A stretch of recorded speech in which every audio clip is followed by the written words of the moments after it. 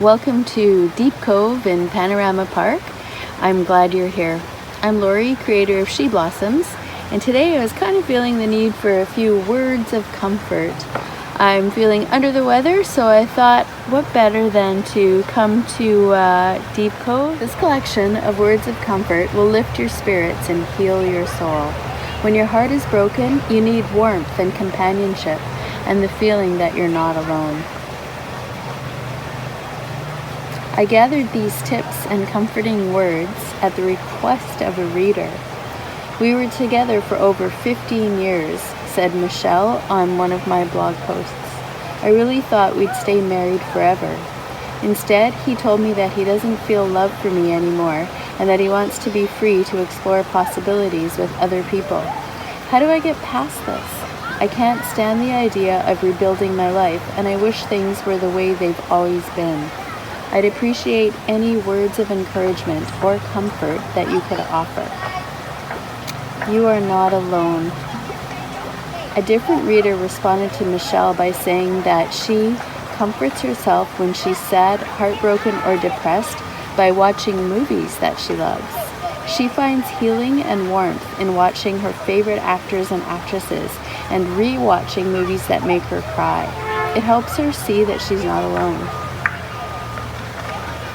Different types of comfort are helpful for different types of people. People might find music comforting, or pets, or painting, or even food. We all have to kind of find what's best for us.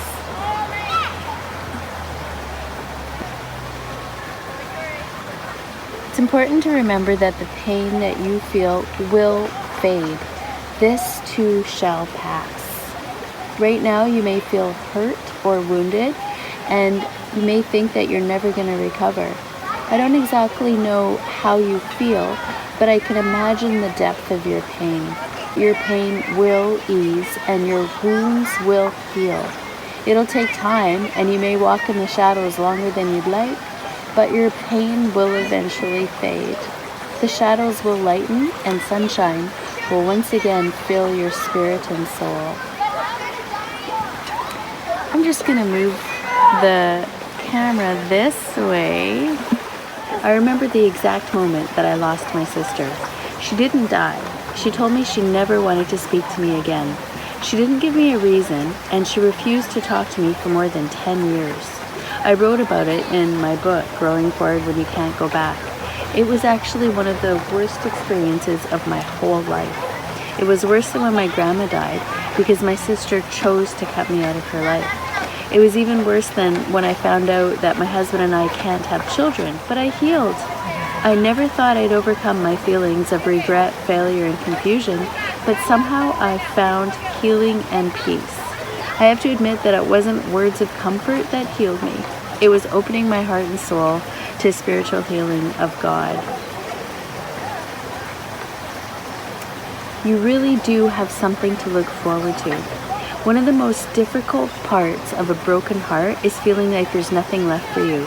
You may feel like you have no love, no joy, and no future. When one door closes, another opens. But we often look so long and so regretfully upon the closed door that we do not see the one that is open for us. Alexander Graham Bell.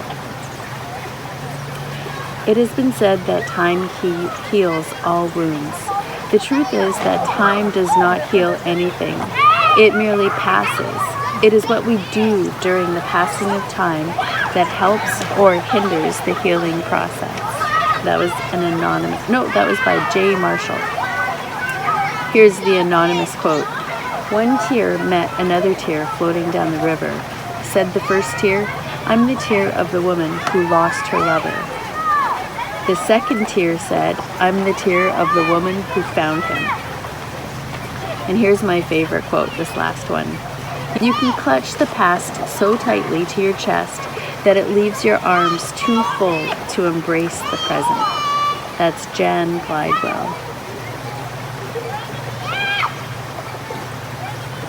Here's a little story about a woman who lost her dog and how her words of comfort were found in a picnic with a friend.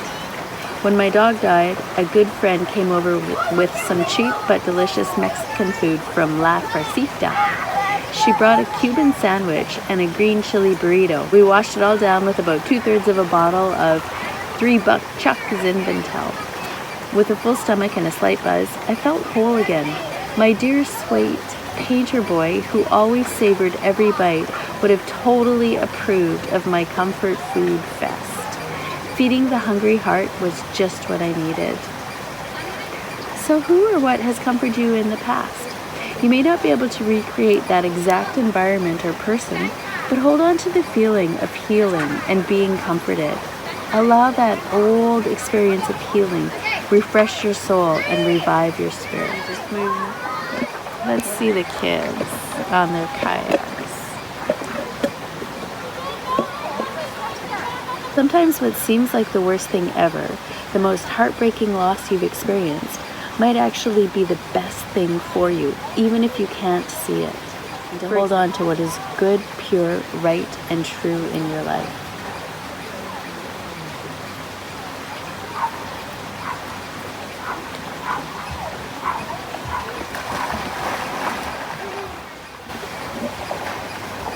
The world is round, and the place that seems like the end may also be only the beginning. Ivy Baker Priest. May you accept and surrender to whatever is happening in your life. May your soul heal, your spirit flourish, and your heart be one less shade of broken. Take good care of yourself, because you are worth taking good care of. Mwah.